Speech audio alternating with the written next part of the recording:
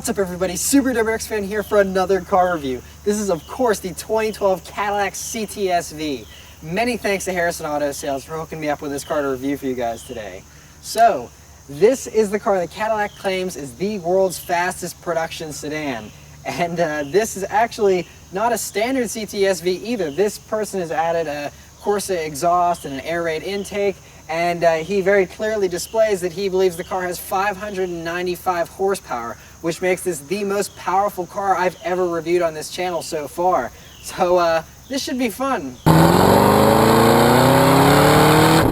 So as far as the looks of the CTS-V go, I love the way it looks. It's very aggressive and in your face, but it's still classy. You have the bright chrome up front there, and in black it just looks very menacing. And the back end is pretty similar to a standard CTS. It just has light little flares at the bottom, and this one has a spoiler as well to give it a little bit more of an aggressive look, but a very understated car for the most part, which is very cool. This could pass as a sleeper to most people that aren't into cars.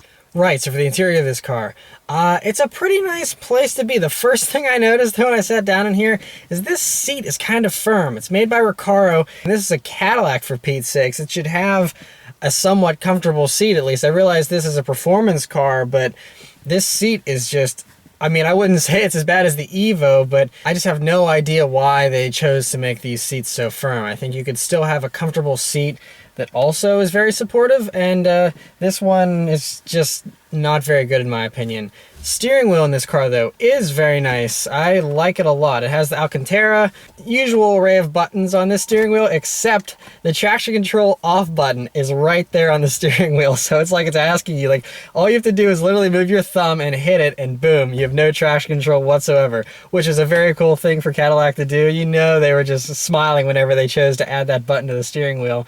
You have little paddles behind the wheel here. They're not really paddles, they're actually just buttons. 9-3 position is good in this car.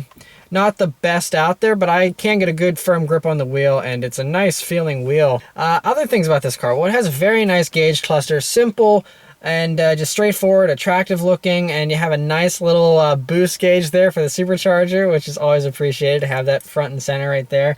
Very cool. And this car also has like lateral G meters and all that kind of stuff you can set up in here too. It has a nice big gear indicator as well whenever you're in manual mode down in the bottom left that will display your gear very largely, which is also appreciated. They didn't mess around with the performance stuff in this car. But then you have standard Cadillac CTS stuff here for the center console. You have a nice big screen, which is a decent resolution, and doesn't really get in the way too much, even though it pops up out of the dash there. Nice little analog clock, it looks good. I mean, all the button qualities and things like that are okay. Everything's a little loose. You know, just gotta watch out for that GM quality here and there. It's not bad though. I mean, it's certainly nothing to complain about too much. But one thing that is kind of confusing is the audio system. It took me about a good 5 minutes of staring at it to figure out how to change it from FM to XM radio. I mean, just simple things like that that should be no-brainers. Took some time to do in this car. You think you could turn a knob to scroll through different modes, but no, you just have to keep hitting the audio button over and over again to do different things. So things like that are just unnecessarily confusing, you know, but it's not bad. You just have to learn it. Otherwise, you know, you have good storage space in this car, which is nice, you know, being a luxury car. You have door pockets here that are pretty deep. You have a really nice and deep center console here. You have a top part that's shallow, and then you have the deep part down here that's nice. You have your auxiliary jacks down there as well. You have a little thing here by the shifter that is nice as well. And you have your two cup holders, of course. That's about it. But this center console is so deep, I think you can fit just about anything you want in there. The last cool thing about this car is this huge moonroof, which is an option, and I love big moonroofs. I don't know why, I just do, and that's always nice to have. Really brightens up the cabin. As far as backseat room goes in this car, you have about an average size back seat. It's enough that I can actually sit back there. I'm 5'9". I can sit back there with the passenger seat up here at a normal position, and I still have about a good 2 inches of leg room. So it's relatively accommodating. Again, this isn't a big car, I'd say, but it's spacious enough that adults shouldn't really complain. Trunk space is actually larger than I thought as well. It goes very deep into the trunk there, and gives you plenty of room to store just about anything in there. All right, so let's take it for a drive and see how it does. All right, so setting off in the CTS-V. This park road that I'm on is a little bumpy here, so as far as soaking up small bumps and stuff, it's It's firm. It's not super firm. It definitely still feels like a, sports sedan should. And this car has the magnetic ride control, which is a really cool technology. And so this suspension has two different modes. You can go in touring mode, which softens things up a little bit, like I have it in now for this bumpy road, or you can put it in sport mode, which firms things up. But even with this Corsa exhaust that this car has, it's very civilized. It's very comfortable. You could totally daily drive this. Aside from these firm seats, like I said, the firm seats are probably the biggest disappointment so far in this car. You have a great view of the road. Large glass is always appreciated, and it just feels very nice going down the road in this car. So let's turn on to this back road here and see how it does on the road.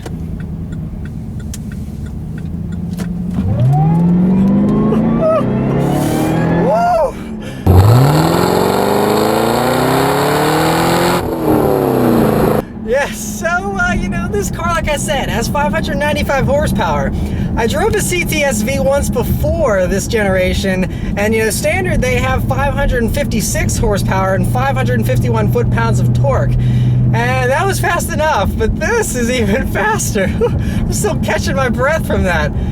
Torque is just boom, it just plants you in your seat. You hear that supercharger whine. It's just, oh man, is that a fun experience. Just, you gotta hang on to your seat. Woo, this is fun. Let's see about that power again here. Here we go. Yeah.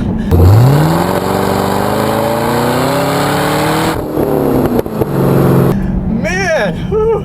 I'm on public roads, so I can't keep my foot in it too long, but man, so much fun. So yes, aside from that power, which is just monstrous, how is this thing like to drive? Well, it's actually, the first time I drove a CTS-V, it was colder, and apparently it didn't have much traction because that thing could not put the power down. This puts the power down really nicely though. I mean, you get a little bit of wheel spin. I mean, you have basically 600 horsepower here, but it's not so ridiculous that you have to focus on driving in a straight line. I mean, it'll go in a straight line just fine.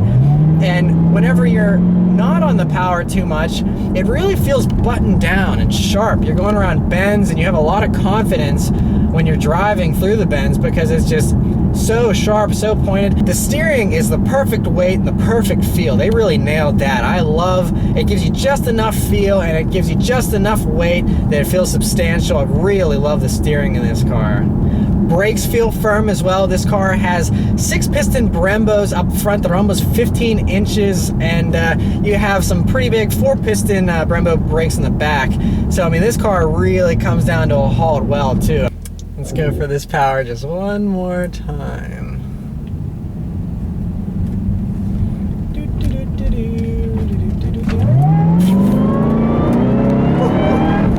Alright, here's the really tight corner that I always take in my reviews here. Doing the average speed, let's see how it does.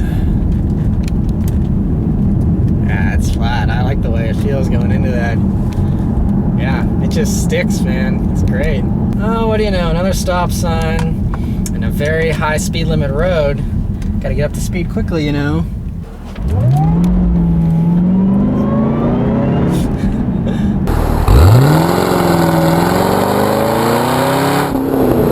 This is a spectacular car, though. It really is.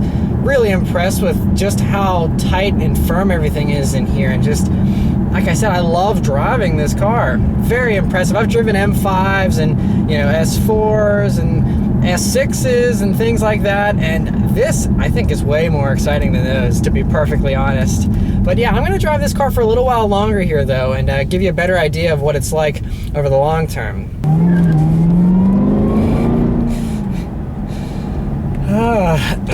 So, I've been driving this car for a while now.